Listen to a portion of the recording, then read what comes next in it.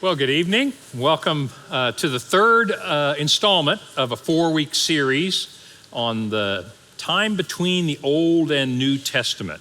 And I was telling people today, they said, how's it going? I said, I think this is fascinating. But everybody else seems to be asleep, so I don't know. I think they're getting a good nap. Seriously, it's been fun to study this with you. Let me say a prayer for us and we'll dive right in. Lord, thank you for bringing us together, and we're grateful to you for the blessings that we have. Father, as we pause and consider how gracious you've been to us, we are in awe and we're just thank you. Lord, we also lift up our cares and our concerns and their heartaches and grief and trials in our midst, and I pray, Father, that you would be near to those who are struggling, and I pray, Father, for your help, your healing, your guidance in all these things. I do particularly pray for our world and especially for the leaders of our nation, that you would draw their hearts to you. And Lord, we know that everything moves to your purposes, but I pray, Lord, that it would be in harmony with your purposes. In Christ's name, amen. Okay, so here's our number for questions. If you want to text questions in during class, wherever you are online, watching this live, you're welcome to text in questions. I'd like to answer as many as we can. We are talking about the 400-year period between probably the last book in the Old Testament's Malachi, and let's say it's approximately, really close to 400 BC.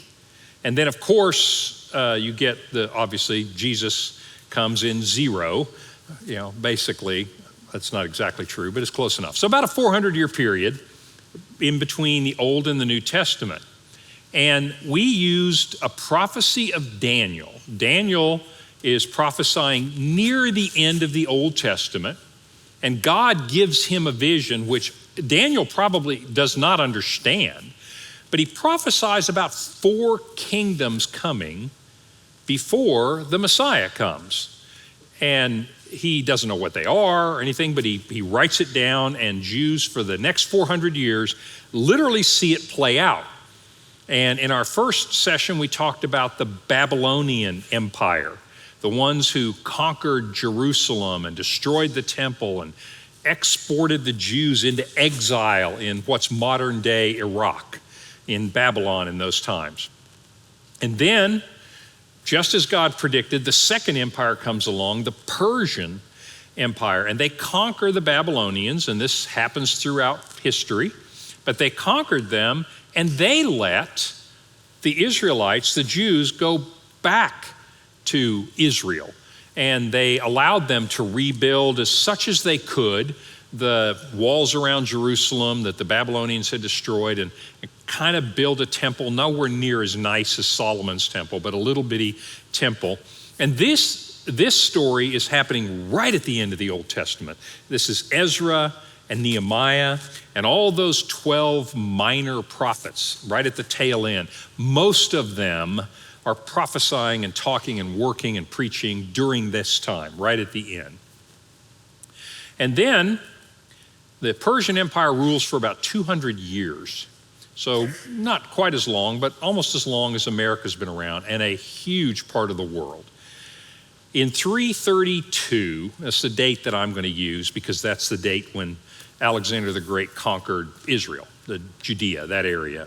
In 332, the Greeks conquer the known world, and that area, all that green that you see, is all the way from India on the right hand of this map, over to Greece on the left, and down into Egypt, and up north into the stands, Kazakhstan, Uzbekistan, etc. today. All those areas were conquered by Alexander the Great. And when he died, this is the third great kingdom that Daniel has prophesied, that God has told him is going to happen before the Messiah. When he died, his generals took over, and they began fighting each other, but they began ruling the area where their troops were. So this is a recap, and I just want you to remember that one of the generals was named Seleucus. Now remember, these are Greeks, ethnically Greek peoples. And Seleucus had the largest empire. He had a lot of troops. Ptolemy is another general, a Greek person, and I'm going to leave the other two out because for our story, they don't actually matter. And so over the next couple of hundred years of Greek rule, the Seleucid dynasty. So Seleucus is the king and the emperor of his area, and his son becomes in charge, and his son becomes in charge. And so it is a dynasty. In other words, this family continues to rule this whole area, and so it's called the Seleucid Empire after Seleucus. Same thing happens with Ptolemy. His son begins to rule Egypt, and then his son, and then his son, and it's called the Ptolemaic Empire. And so these are Greeks, and over a couple hundred years, they begin to intermarry and so forth, but they bring a lot of Greek culture. And so finally, the date that we care about is 167 BC. The Seleucid king is called Antiochus Epiphanes. Here's a bust of his head, and this says in Greek, Antiochus the king, the bearer of victory, and the image of God, Epiphanes, the image itself of God. So needless to say, he had an ego issue, but he decided to stamp out the religion of the Jews. And we talked about this in our last session. Very difficult time for the Jews. A lot of Jews were killed. It became a death penalty to own a copy of the Old Testament, a death penalty to circumcise your children. The persecution was brutal during this time period. But because of a family called the Maccabees, you may have heard of them historically, they rise up against the Greeks, and the Jews actually overthrow Antiochus. And so these dates are very approximate, but basically from about 164 BC, for the next 100 years until 63 BC, this is a map of Israel, Judea, that area of the world, and Jews ruled themselves for about 100 years. Didn't go well. I mean, their political system was about as crazy as the Israeli political system right now. I mean, it's just a lot of things going on. But this kingdom of the Jews having a time of liberty anyway. They weren't ruled by foreign oppressors for a little while. So they've just thrown off the Seleucids, the Greeks. So the Babylonians, Persians, and the Greeks. And for this lesson, we're going to stop and leave them in their happy little time of independence for a little while we go talk about something else. And so before we get to the fourth kingdom, I wanted to take this lesson and just tell you about some really interesting things that are happening. Let me start by saying there are several sects that you're going to see in the New Testament that start at this time, in the 160s BC, and 160 years later, you will see Jesus interacting with the Sadducees and the Pharisees, not so much the Essenes, but they are historically there at that time. But the Sadducees and the Pharisees are all over your New Testament, and I just wanted you to know, they begin in this period of oppression, and they began as people trying to keep Judaism alive under oppression.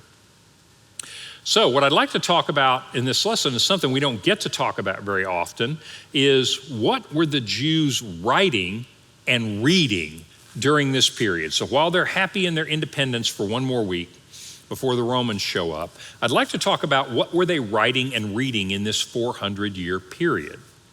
So they have the Old Testament, what's in your Old Testament, what's in the Hebrew Bible. But there are several really important things that happened, and I'm going to divide it into 4 categories, and feel free to ask questions as we go through. But I want to talk to you about the Dead Sea Scrolls. The Dead Sea Scrolls were written in this time period. Let's call it 200-ish BC, right in the middle of this period. And we'll talk about what they are and why they're important, but this is when they were written down. The Septuagint, or the Septuagint, and if you don't know what that is, that's fine, you will in a few minutes. That is a significant document, and it also was translated. It's a translation of the Hebrew Old Testament into Greek. Why into Greek? I think from our last lesson, you realize that after 200 years of Greek rule, everybody speaks Greek. some Greek at least. I mean, the Greek culture. Remember we talked about Alexander didn't just conquer areas, he brought school teachers, he brought artists, he brought musicians.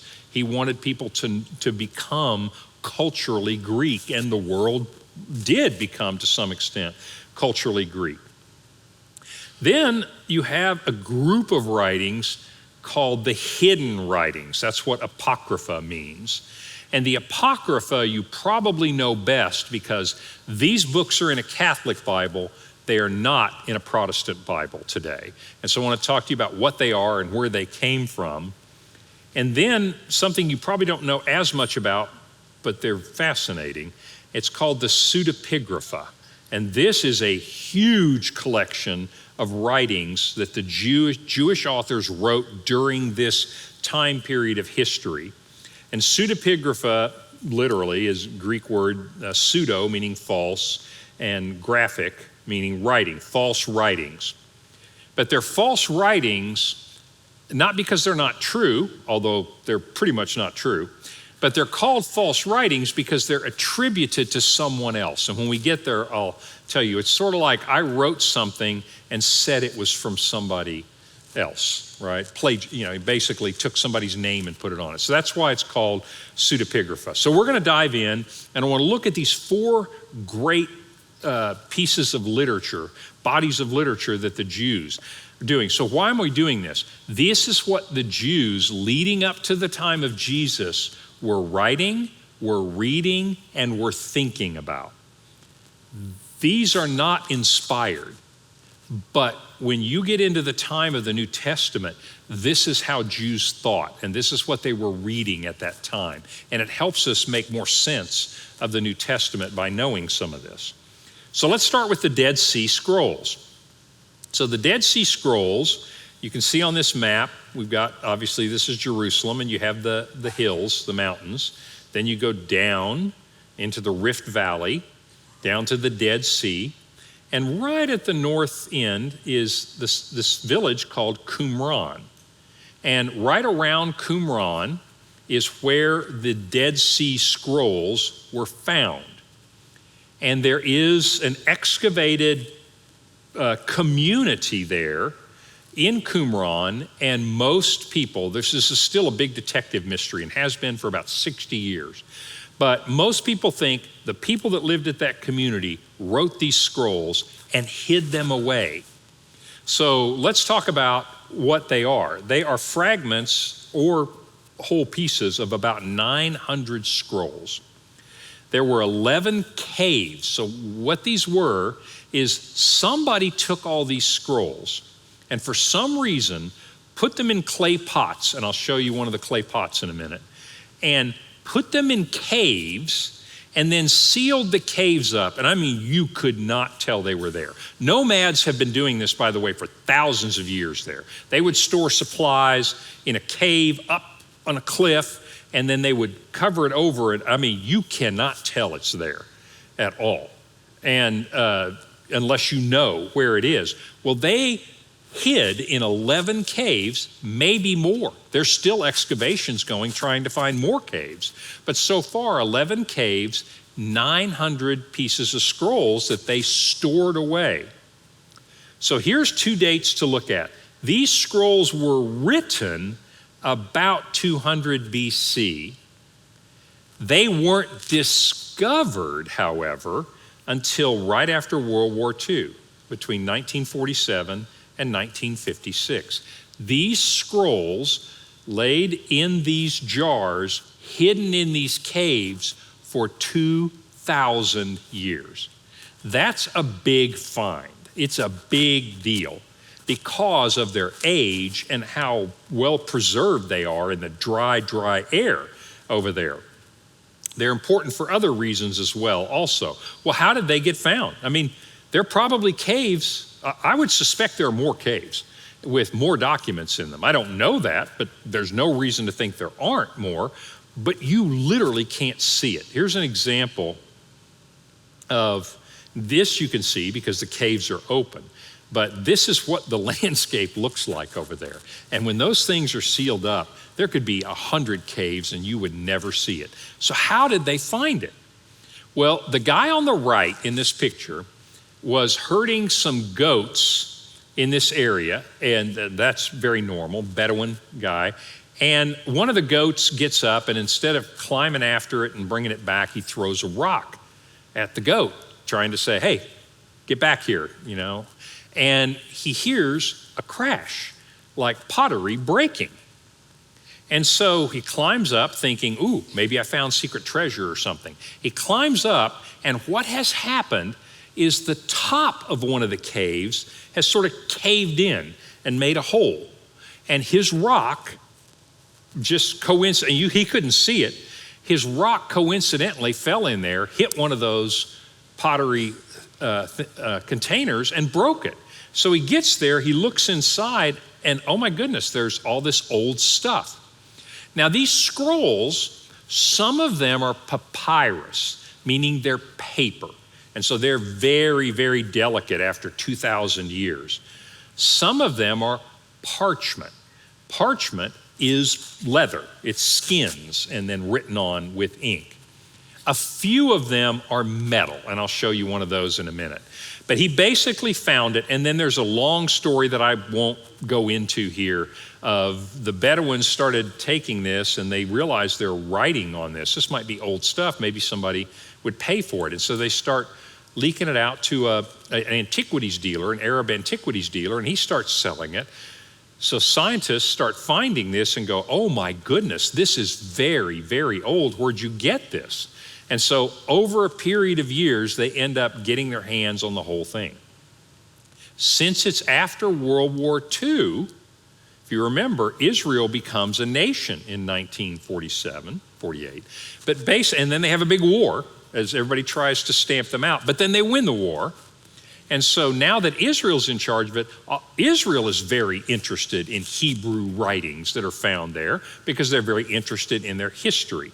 And so today, most of the Dead Sea Scrolls are owned by Israel. Here is an inside of one of the caves that's been cleaned out. So you get an idea of what this cave looked like. And on the right, that is one of the jars. This is what the jars look like that they had stored the scrolls in. They usually wrapped the scrolls up and stored them in those jars. This is an example of a scroll. It's called the Temple Scroll because that's what it's about. And I just wanted you to see one of the early pictures when they took them out. This is what they look like. And so they literally could fall apart. And it's been, 50 years worth of scholarly work to unfold them, to x-ray them, to take the fragments and put them together. One of the early French delegations took the pieces like puzzle pieces and they taped them together. I was like, that's a very bad thing to do. And so later, then they had the technology to recreate it. You can look at the writing on the Dead Sea Scrolls. It's all online today. It's all in Hebrew, so it's probably going to be pretty boring. You can also see translations of all the Dead Sea Scrolls into English as well. So this is an example of what the scrolls looked like. So what was in the Dead Sea Scrolls? 3 basic kinds of scrolls. Some of the scrolls were copies of Old Testament books. And I'll give you some stats on how many of what books they found there. But for example, this book of Psalms, it's copies. They hand copied them, of course, at that time. Or the book of Deuteronomy, hand copied. So these are copies of Old Testament books. Another group of scrolls that were found there were scrolls that had to do with whoever lived at Qumran was a religious community. It was originally thought that they were a group of the Jews known as the Essenes. In any case, they were certainly a group of Jews who had gone to live out in the desert, and they had all kinds, and we know a lot about them because we have their documents. It's sort of like their neighborhood association covenants, or the rules of the club, and very detailed. So we know a lot about them and how they lived, and they lived very, very much in devotion to God, very strong, and maybe some would say extreme in their beliefs, very ascetic, a lot of prayer, a lot of fasting. They worked, They lived in a communal lifestyle together. So we know a lot about them because a lot of the documents were the rule books and documents about the community. So that's a second set of scrolls are about the community itself. And then there are some other scrolls that are just copies of other documents at that time. And we won't go into that, but that's also interesting. So for example, two of the more famous documents out of the community scrolls. This first one on the left is called the Manual of Discipline, and I didn't bring any of this with you, but basically food, they didn't have much in the way of possessions. It's not like they had a lot of money or anything. So the only way you could discipline people was pretty much food, because that's all they had. They ate and they worked and they prayed, and that's kind of what they did. So for example, if you were found spitting, you would go on, a fourth of your food would be taken away for a week. And if you gossiped about somebody else, then you would lose half your food for a month. You know, I mean, it was extreme, you know, and so they were very serious sect. But this Manual of Discipline is written in Hebrew, and it has all the rules for the community. The copper scroll is interesting for two reasons. One, it's on copper, and it's rolled up copper really thin, and it's got Hebrew letters on it. It is a treasure map. And as you read the translation of it, it tells you about all these treasures that are hidden, but doesn't tell you exactly where. This is made for an Indiana Jones movie. I mean, this ought to be an Indiana Jones movie. No one's ever found the treasure. I mean, they tell you how much treasure. They tell you it's when I say they tell you where it is, they give you all these clues as to where it is, but you're like, we don't know exactly where that is. Maybe they did at the time. And so the thought is either it's a hoax or they really stored treasure in a lot of places and wrote this thinking they would come back and get it. Third thing, the books of the New Testament, and this is just a sample, but I wanted to give you an idea of what books of the Old Testament, I said New Testament, I meant Old Testament, what books of the Old Testament most copies were found. So for example, there were 39 copies of the Psalms, which meant that they read that a lot. I mean, they had made 39 handwritten copies of the Psalms that were in these scrolls. 33 of Deuteronomy. That's interesting because Deuteronomy is the law of Moses. And so they were very devout and intent on following the law of Moses. First Enoch, I'm going to tell you about that in a little bit. And Jubilees, those are not in the Old Testament. But there are a lot of copies of First Enoch and Jubilees. So I'll talk about that later. They are not in your Old Testament. But you see Genesis, Isaiah, Exodus, Leviticus, Numbers. This is hardcore Old Testament law kind of stuff here, right? And so Daniel, the prophecy of Daniel, Jeremiah, Ezekiel, Job, 1st and 2nd Samuel, and then more. But these are the top 16 in terms of how many copies. So you can get a feel for, they were copying the Old Testament, and are the books that they probably read the most. And so you can kind of learn a little bit about them. So I'll tell you about Enoch and Jubilees later. They're not in your Old Testament. Probably the signature find in the Dead Sea Scrolls is what's called the Isaiah scroll. One of these scrolls, not all of these scrolls were intact, and they have everything, the whole book. Some of them are fragments, others are substantial, but there is one scroll of the book of Isaiah. Isaiah is a very long book in the Old Testament. It's 66 chapters. They didn't have chapters then, but I mean, it's a long book in in the Old Testament. It's a very, very long scroll. They found a completely intact Isaiah scroll. It is displayed in the shrine of the book in Jerusalem, which I'll show you in just a second. But it is probably one of the signature finds, is a full scroll of Isaiah. And so when the Jews, Israelis, I should say, when the Israelis were able to acquire this is part of their heritage, and I'll tell you why it's important. But by the Israel Museum in Jerusalem, they built a little museum called the Shrine of the Book. And when they say the book, they mean the Old Testament, the Hebrew Scriptures. And if you notice, this is the outside of it on the left. That looks like the top of one of those jars.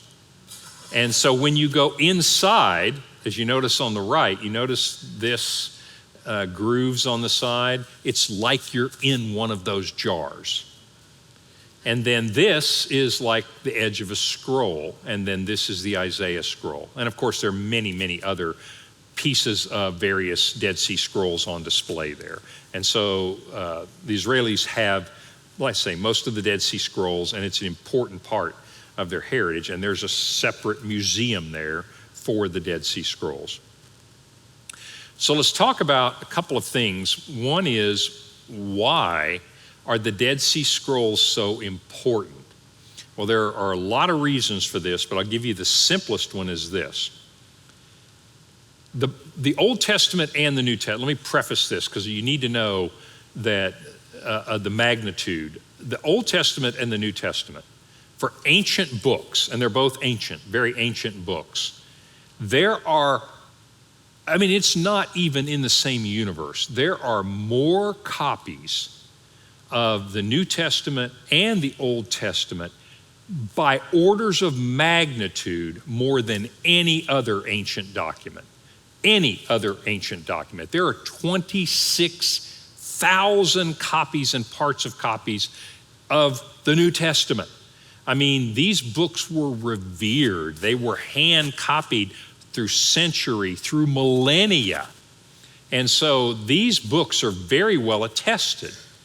Having said that, the oldest copy of the Old Testament was from 800 AD.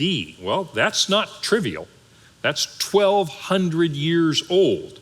And so the Old Testament that you have in English is translated from Hebrew copies from 800 AD. Okay? That's good. There's no other ancient documents that have that good an attestation, so that's good. But here's the problem. The Old Testament was written much, much earlier than that, right? Depending on what scholars believe, some are liberal, some are conservative, but far, far before 800 AD. And so, the Dead Sea Scrolls are copies of the Old Testament from 200 BC. They are copies that are 1,000 years earlier than the latest copies that we had. Do you understand the significance of that? That is huge. Now you can read the Hebrew Old Testament not from 800 AD, but from 200 BC, 1,000 years earlier, and you can compare them and say, how well did they copy it through that 1,000 years of time? And it is remarkably the same. Remarkably the same. And so that is huge because it lends credibility that what you are reading in your Old Testament, or if you're a Jew, what you're reading in your Hebrew Bible is authentically what was written down way back when. That's really important for their faith. Okay, that's the main reason from a scholarly point of view. But I want to remind you that Muhammad lived 570 to 632 AD. The Qumran is written right around the end of his life, shortly after the end of his life. So the Qumran is technically older than the copies that we had. Well, here's where the rub, and I'm just going to give you one example. There are many examples. And so in the Hebrew Old Testament, in your Old Testament, it reads that Abraham had a son Ishmael and he had a son Isaac. And God said the promise would go to Isaac. And when Abraham went to sacrifice Isaac, God intervened and said, I'm going to bless you through your son Isaac. That's not what the Qumran says. The Qumran says all that stuff happened to Ishmael. And so morally, the accusation was made is that the Jews changed it. It originally said Ishmael, and the Jews changed it. And so Ishmael and his descendants, the Muslims, are the rightful inheritors of this land. So you see the interesting moral and political complications. Well, for the Israelis, the Dead Sea Scrolls not only push your copies back 1,000 years, I mean, that's unheard of, but it also shows that in 200 BC, those documents said Isaac. And that's centuries before Muhammad was ever born. So there are a lot of reasons that the Dead Sea Scrolls are really important to the Israelis. Dead Sea Scrolls have nothing to do with the New Testament. They're purely copies of the Old Testament written before Jesus was born, copied before Jesus was born. Does that make sense? That's the Dead Sea Scrolls and why they are so significant. So it's very interesting about that Qumran community of people, and it's fascinating to see 1,000-year older copies of the Old Testament. It also gives you an insight into what the Jews were reading at that time. They were effectively, the Jews in 200 BC were reading the same Old Testament you are reading today. That's important to know. Question? So why were they storing them instead of reading them? That is a great question, and it's a fascinating little story, so thank you for asking. Okay, no one knows, but in 70 AD, actually right before 70 AD, the Jews rebelled in 66 AD, after Jesus. And there's a 4-year war, basically. And the Romans, this is a Roman era now after Jesus, which we'll get to next week. But the Roman army comes in and they just start conquering people, one after another. They conquered everywhere. And in 70 AD, they conquered Jerusalem. And they tore down the new temple. And it's still gone today, right? That 70 AD was the last time there was a temple on the Temple Mount. It's been gone for almost 2,000 years. Well, this community, and I believe this is true, this makes perfect sense. They knew that the Romans were coming. They figured that it would be difficult for them, but they took all of their precious documents, put them in these jars, and put them in the caves and sealed them up, thinking that after the Romans came through and things settled down, they would come back, resettle their town, Qumran, and they would go back and get their scrolls. They didn't want them burned, the Romans were perfectly capable. They tore down the temple. They're perfectly capable of burning all your Bibles, right? So they hid them, thinking they would come back. And for some reason, they never came back for them. So did the Romans kill them all? But, and this is conjecture, but I think it's certainly true. They hid them because of the Romans coming through in 70 AD. Now the documents have been written in 200 BC, and they've been using them for 200 years. But when the threat came, they hid them. And for some reason, were never able to come back and get them. Great question. Okay. I have read that there was a large cache of silver coins found with the scrolls. Why? That may be true. I do not know that for a fact, so I can't really speak to that. I will tell you, this may shed some light on it. So no, I don't actually know about that. I mean, that may be true. But I will tell you, I'll shed some light on that. There have been a lot of coins found at the Qumran site, which is very interesting because we thought that and this is why it's a detective story. Who were these people? We know they were very religiously devout because we've got their rule books, right? And you thought that, they were very, very poor. Well, they were because they've certainly lived very extreme, but you found a lot of coins there.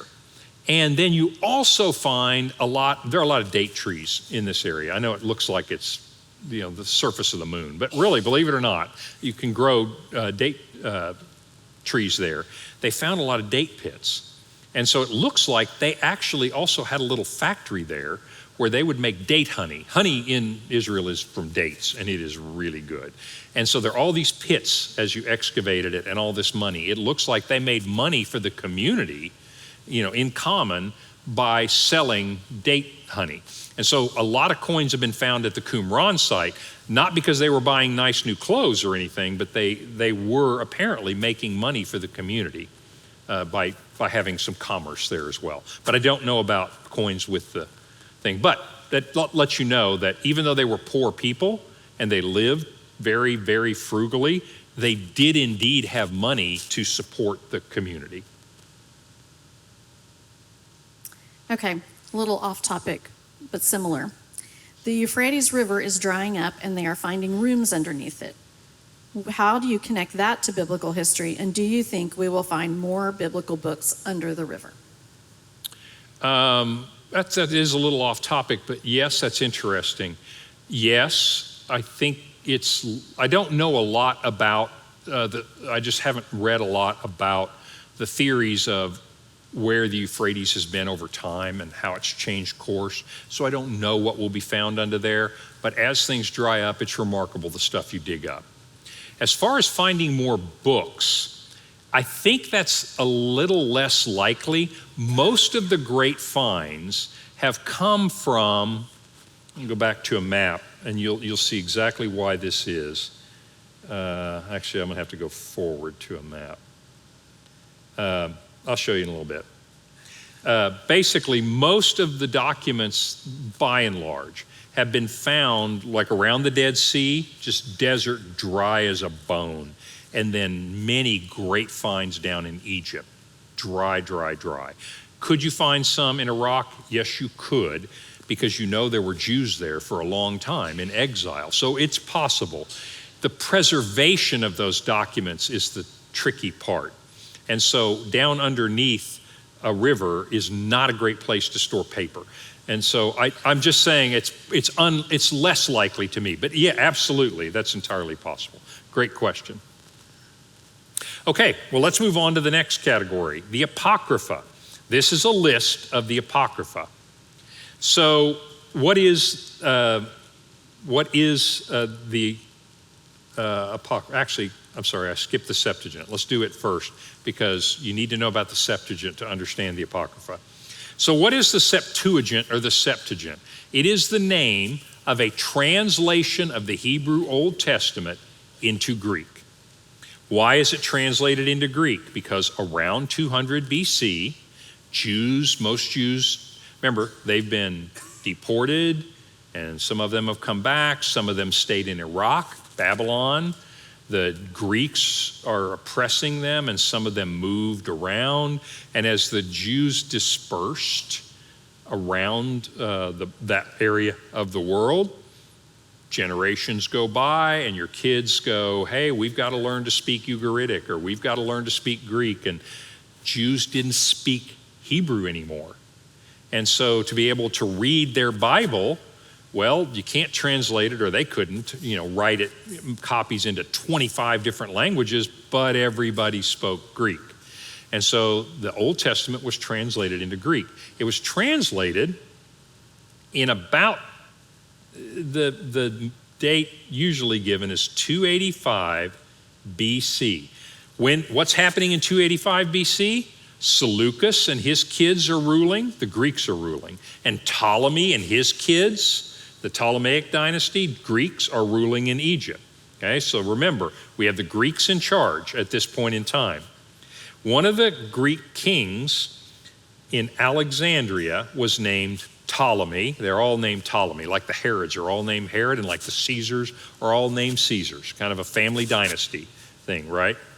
And so one of the Ptolemies, Ptolemy Philadelphus, was king in Alexandria. Alexandria had a magnificent library that has since been destroyed with scrolls copied from all over the world. He would send scribes out and ask people, can we copy your documents, your religious documents from Persia, your religious documents from India, and make copies and bring them back to the Alexandria library? Well, he wants a copy of the Old Testament, the Jews' book as well.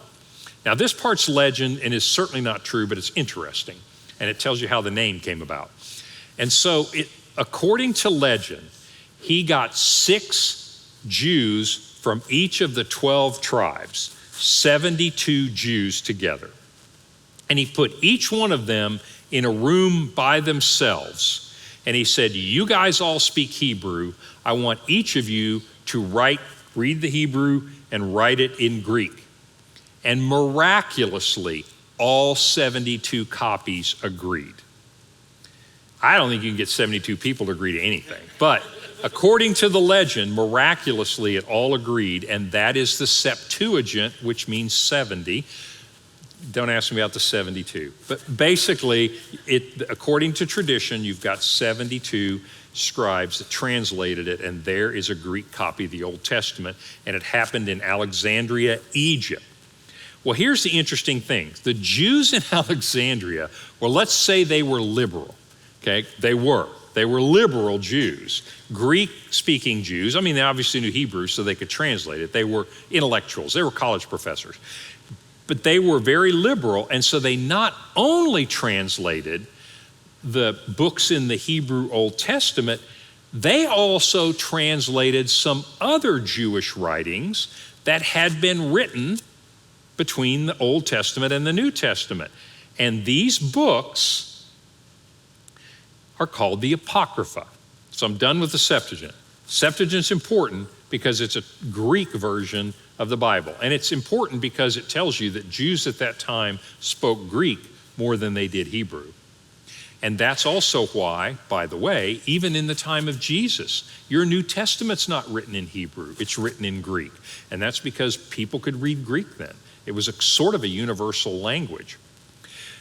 They translated some extra books into Greek. And so if you get a copy of the Septuagint in Greek, you will see all the Old Testament books there that are in your Bible, and you will also see these. These are not inspired. I mean, people differ on that. I'm giving you my opinion. There are some Catholics that believe these are inspired, and certain historical figures thought these were inspired. Protestants do not think these are inspired, and that they were written after the book of Malachi, like at the end of the Old Testament. But these guys went ahead and translated them anyway. They thought these are really good books. You know, this is great stuff here, very interesting. And so these books were part of the Greek Old Testament. Fast forward just a little bit, after the time of Jesus, let's go to about 400 AD. So what happened after that? Well, it's the Roman era.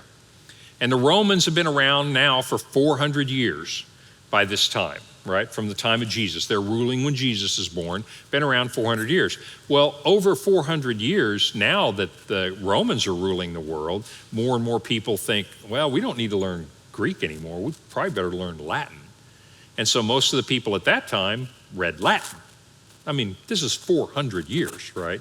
And so most people read Latin. So church decides, and there's a guy named Jerome, hey, we should translate the Bible into Latin because that's what most people, the priests, it's not like you got a printing press. You don't have a lot of these. You're still hand copying. But we're going to put them into Latin.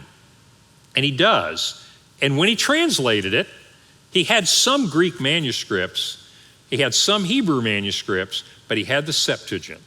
Doesn't have the Dead Sea Scrolls. They're buried, right? So, but he's got the Greek copy, and he said, wonder what these extra books are in here for. I think I'll translate them. I think I'll put them in my Bible. And he put them as a separate little section in the Bible. And he believed that they were inspired.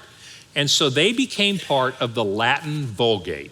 The Latin Vulgate, that Latin translation that he made, the Catholic Church used for the next 1,000 years, all the way up until the time of Martin Luther and those guys. That was the Latin Bible, and they are in that Bible. And so today, in English translations of the Catholic Bible, they're still there. And they're marked off, and they're called the hidden writings, the Apocrypha. Some people think that they are also inspired, and consequently, somebody was telling me about this the other day. If you read certain Catholic writings, you'll see quotations from these books, as like you and I would quote the Old Testament. Most people, by and large, do not. Protestants do not think that they are inspired. These books, however, did show up in the first editions of the King James Bible in 1611 out of tradition, and they put them off at the end. But quickly after that, in the 1700s, they stopped translating those and publishing them. Let me put it this way. They stopped publishing those in Protestant Bibles. So that's what the Apocrypha is, and that's why they're in Catholic Bibles, but no longer in Protestant Bibles. Yeah, question? What are the rules or the procedure to determine whether the books are inspired or not? Why did the Protestants differ from the Catholics? Well, this gets mildly complicated, and I'm going to generalize. So those of you scholars out there, there's a lot more to this. But basically, it comes down to, let me put it this way. If you look at a Jewish Bible today, it does not have these books. So if you go pick up an English copy of the Hebrew Bible or get you a Hebrew Bible out of a synagogue and look at it, it does not have these books. The Jews who canonized the Old Testament and recognized what was inspired, what was not, did not think these were inspired books. However, they did get translated into Greek by those guys in Alexandria, right? And Jerome picked it up and put them in the book. And there are many Catholics today that would read that and say, those are great books, they're part of our tradition, but they're not inspired. So I'm not telling you every Catholic thinks these are inspired.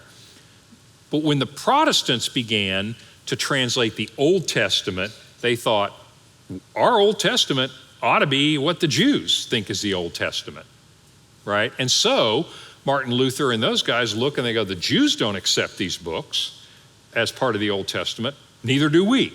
And so they took the Jewish Old Testament and made it into what you read today. So let me just try to be clear. I know this gets complicated.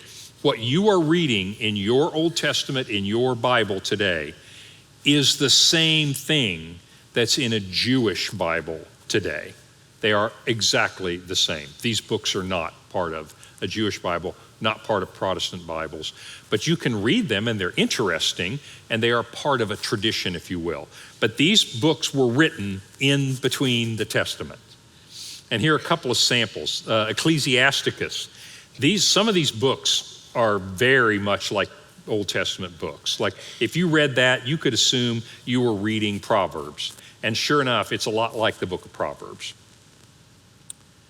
Here's another from Maccabees. 1st and 2nd Maccabees are historical books about the Maccabees revolt in 167 BC. Well, that's way after the Old Testament ended, but they're books of history.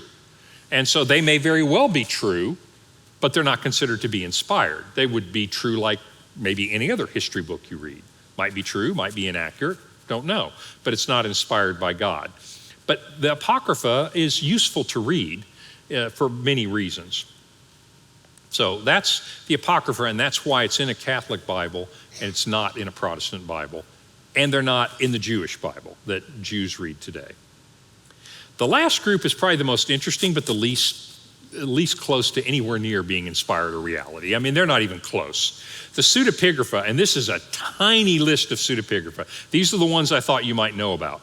But there's like 2 massive volumes of false writings. And a lot of them are called false writings because, I'll just give you one example. The book of Enoch, and there are several of them, but 1st and 2nd Enoch. You know who Enoch is. He lived way, way, way back in the Old Testament. And in Genesis chapter 5, it says, Enoch walked with God. He was righteous, and he was no more. God took him off the earth. Enoch's one of the guys that never died. Well, some enterprising Jewish guy in about 200 BC thought, wonder what he saw when God took him to heaven. That's what this book is about. And he writes up that Enoch saw this and Enoch saw that, and God told Enoch this. And he publishes it written by Enoch. It's like no one thinks it was written by Enoch. You know, Enoch lives 6,000 years ago. This document comes from 200 BC, but it sells better that way, right? I mean, I'd love to put, a famous author on my books and then they would sell really well. That's why it's called a false writing. It's attributed to him. So, for example, this is a piece of 1st Enoch, and I've quoted 1st Enoch, not because it's true, but I want you to know this is what Jews were reading and thinking in that time. So, for example, one of the things that Enoch theoretically saw were these archangels. These are the names of the angels who watch over humanity. Surael, some of them you know. So let's get to Michael, one of the holy angels. He's obedience, and he watches over the people and the nations. Gabriel, you recognize him from the New Testament, one of the holy angels who oversees the Garden of Eden and the serpents and the cherubim. This is all made up, but it made for very interesting reading, and Jews read this. If you remember, a copy of this was found in the Dead Sea Scrolls, not because they thought it was scripture, but they thought this is really good, right? It's sort of like if you're reading the Left Behind series. You know, it's sort of like, oh, this is good. I think this is true. Okay, that's great. But it's not in the New Testament, right? Same with this. But I wanted you to know that these things can be very out there. Enoch is one of them. Here's another interesting one. The book of Jubilees is fascinating. It really talks about a lot of things. But one of the things it talks about is, why did the flood happen? And who are these giants in Genesis chapter 6? He says, here's why the flood happened. It was because the watchers, and if you get on the internet, there's so many conspiracy theories about the watchers. Well, the watchers are angels who are supposed to be watching over human beings, but they don't. They corrupt human beings. And then you get this whole mythology about angels going on. And because of the fornication of the watchers, who fornicated with the daughters of men and took wives and made it a beginning of purity. So when you read, I'll tell you what's interesting about this. When you read Genesis 6 and said the sons of God married the daughters of men and they had the Nephilim and the giants, people go, man, what's up with that? Well, I can't tell you that this is true, but I'll tell you in 200 BC, the Jews thought they were angels. You see why this might be useful? It's not inspired, but it's interesting, isn't it? That 200 BC, they understood that as angels. They might be right, they might be wrong, but that's the kind of thing that you see. This one is wild. So the life of Adam and Eve is a book that says, hey, Genesis 1 about Adam and Eve and the fall does not have anywhere near enough information. I'm going to tell you the whole story. Well, it is wild, but I'll just got a little bit here. So Adam was talking to his sons. He said, boys, listen to me. When God made me and your mother, and he placed us in paradise, gave us every tree bearing fruit to eat, he said, regarding the tree of the knowledge of good and evil, which is in the midst of paradise, don't eat it. Moreover, God gave part of the Garden of Eden to me and part to your mother. I don't know if this is a divorce settlement, or I don't know what this is, okay? But the north part was mine and the east part was hers, but you can see why, obviously, this is not considered inspired, but it's interesting that this is what was being written during the time. And I'm not telling you every Jew read it, but these are the writings during that time. And I wanted you to see the diversity of the writings, all the way from just seriously copying the Old Testament books to modern fiction, and Jewish historical fiction. So, question. Was the intertestamental 400-year period prophesied or mentioned in Scripture? Good question. Specifically, not to my knowledge. It's not like God said, okay, this is Malachi signing off. I will speak to you in 400 years. It's not. But the Jews thought, well, this is a quiet period. God hasn't sent any prophets. And when you say prophets, think preachers more so than just predictors, And so I don't think they were prepared for that quiet time, but Daniel's prophecy reassured them. And as they saw it playing out, they'd go, oh my gosh, I read Daniel's prophecy, and those Babylonians, they were the kingdom, one of those kingdoms, and then the Persians, and here we are living under the Greeks. The Greeks must be third. I wonder who the fourth kingdom is. And you see what I'm saying? So they had a rough road map, but it didn't have any dates or times on it. So to my knowledge, they did not know that there would be that time, but they kind of had a road map of world history, enough to know that as things happened, during that time, the Jews could say, we are not hearing from God, but he predicted. He didn't predict, he controls it, but he told us this would be rolling out. And he told us at the end of this chain of 4 kingdoms, the Messiah was going to show up. And so it kept them hoping. It kept them connected with God. But they had to exercise faith because they weren't hearing from the prophets like they did the 12 minor prophets at the end. So great question. So that's a quick survey of the literature between the Testaments. You can see why the Dead Sea Scrolls are so important, because they corroborate the Bible that you have, and they're 1,000-year-older copies.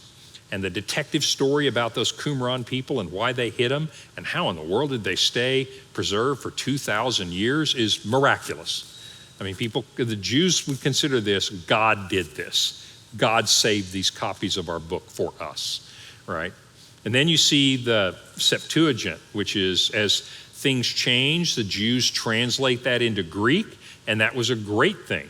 In fact, I forgot to tell you this, in the New Testament, because it's written in Greek, you can tell many times whether the Apostle Paul or John or James, when they quote the Old Testament, you can tell if they're quoting from the Greek Old Testament or the Hebrew Old Testament. And so oftentimes you can tell they were reading the Septuagint in Greek. They may not have all read Hebrew. Paul certainly did, but my point is that they were using that Bible. And it's great, there's no difference in it, but you can tell that's a direct quote from the Greek Septuagint. That's a translation of the Hebrew. And so they were using it, and it transitioned them. We do the same with the New Testament.